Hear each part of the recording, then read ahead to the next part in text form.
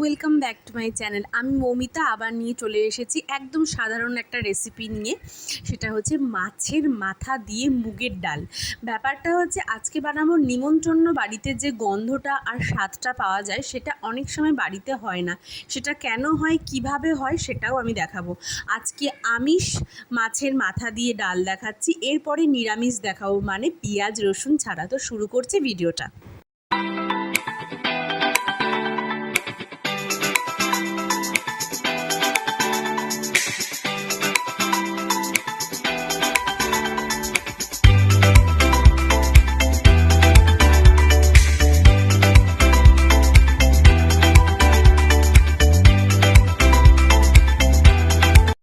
তো আমি দেখো সেই কড়াইটা নিয়ে নিয়েছি, সেই পুরনো কড়াই আমার, যেটা দেখলেই আর কি আমার কথা মনে পড়ে সবার।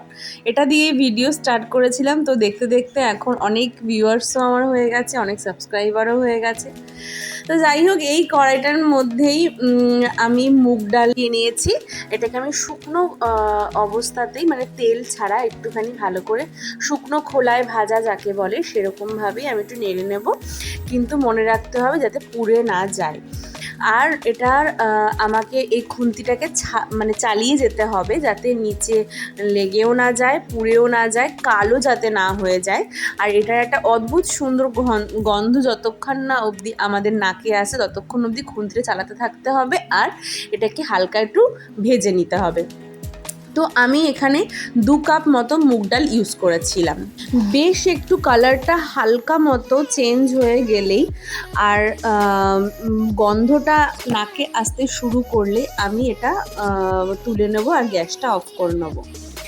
তো আমার এখানে কিন্তু কালারটা দেখো হালকা একটু চেঞ্জ হয়ে এসছে। এবার আমি একটা কুকার নিয়ে নিয়েছি, তার মধ্যে আমি ওই মুগ ডালটা আমি না ধুয়ে নিয়েছিলাম একটু, যেহেতু শুকনো খোলায় আমি ওটা ভেজেছিলাম, মানে আধোয়া অবস্থায়, মানে না ধোয়া অবস্থায়, সেই জন্য ওটাকে আমি হালকা করে একটু ধুয়ে নিয়েছিলাম। ধুয়ে নিয়ে এবার আমি মুগ ডালটা ওই কুকারের মধ্যে নিয়ে নিচ্ছি।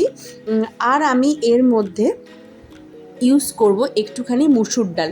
এটা পুরোপুরি সিক্রেট, অনেকেই জানো না যে কোনো রকম নিমন্ত্রণ বাড়ি বা বিয়ে বাড়িতে মুগ ডালের সাথে কিন্তু অবশ্যই মুসুর ডাল ইউজ করে, তাতে একটা আলাদা থিকনেস আর খুব ভালো একটা গন্ধ আসে। তো আমি এখানে অল্প পরিমাণে, মানে 1/3 কাপের থেকে একটুখানি বেশি মতো মুসুর ডাল ইউজ করেছিলাম। এবার আমি কুকারের ঢাকনাটা দিয়ে দিলাম, আর আমি এখানে মোটামুটি 1খানা সিটি দেবো জোরে আর একটা আস্তে।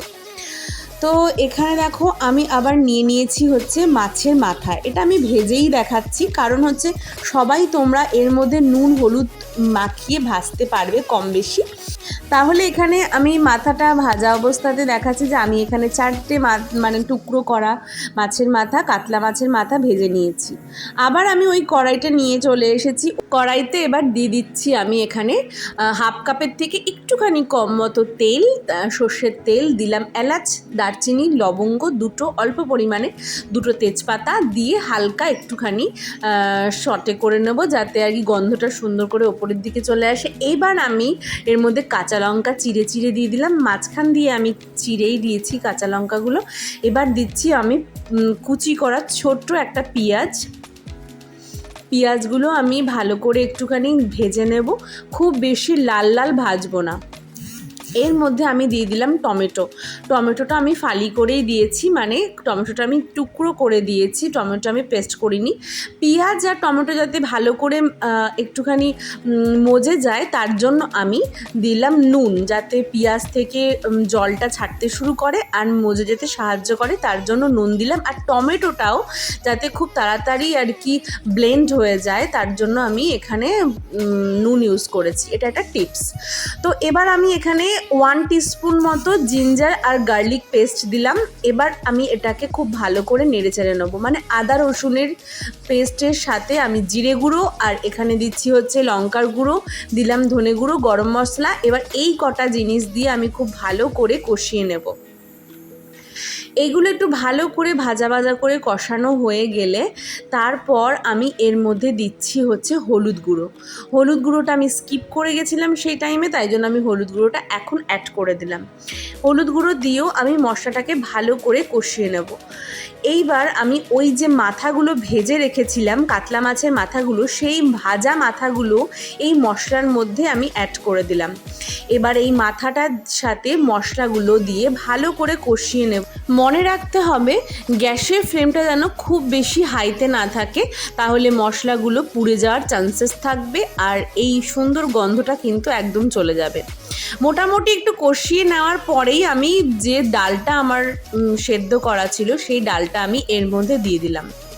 দিয়ে আমি মশলার সাথে আর মাথাটার সাথে ভালো করে নেড়ে চেড়ে মশলাগুলোর সাথে কষিয়ে নেওয়ার চেষ্টা করছি।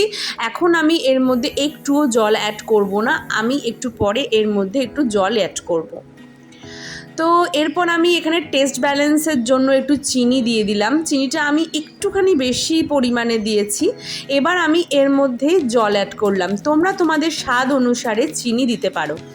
যদি তোমরা চিনি না খাও তাহলে তোমরা চিনিটাকে স্কিপ করতে পারো বা অল্প একটু টেস্ট ব্যালেন্সের জন্য দিতে পারো। জলটা দিয়েই কিন্তু গ্যাসের ফ্লেমটা হাই করে দিতে হবে যাতে ভালো মতোভাবে ফুটে যায়, ঠিক যেরকম তোমরা দেখতে পাচ্ছ।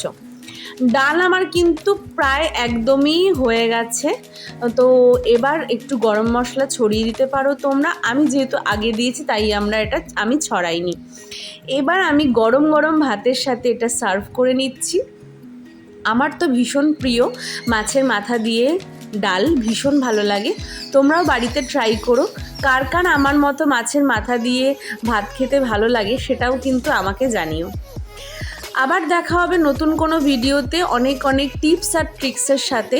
যারা যারা এখনও অবধি শুধু ভিডিও দেখছো কিন্তু চ্যানেলটা সাবস্ক্রাইব করোনি, তারা কিন্তু সাবস্ক্রাইব করতে একদম ভুলবে না। তো চলো টাটা, বাই, ভালো থেকো সবাই, বাই।